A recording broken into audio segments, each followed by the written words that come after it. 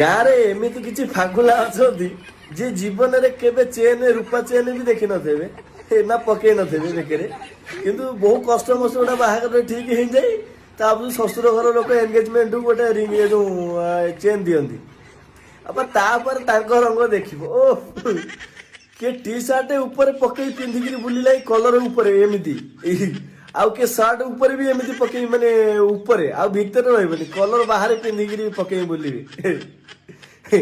ଆଉ ସବୁଠୁ ବଡ ଫାକୁଲା ଯିଏ କେବଳ କଣ କହିଲ ହାତ କଟା ଗଞ୍ଜିଟା ପିନ୍ଧିବେ ଗାଁ ବୁଲିବେ ତାକୁ ମାନେ ଚେନ୍ ଦେଖାଯିବ ବୋଲି, ଆଉ ଟି ସାର୍ଟ କି ସାର୍ଟ କିଛି ପିନ୍ଧିବେ ନାହିଁ, କେବଳ ଚେନ୍ ଦେଖାଯିବ। ଆକୁ କଣ କହନ୍ତି ସର୍ଟକଟରେ ଗୋଟେ ଭଦ୍ରବାଡରେ କଣ କହନ୍ତି କହିଲ, ଲୋକ ସେଇ ଛୁଆ ଆଉ ନିଜ ଓକାତ ତ କିଣି ପିନ୍ଧି ପାଇଲନି, ଶ୍ୱଶୁର ଘର ଧନରେ କଣ ଏମିତି ହଉଛ। ଆକୁ ସର୍ଟକଟ ୱାର୍ଡରେ କଣ, ଲୋକ ହସେଇ ଛୁଆ।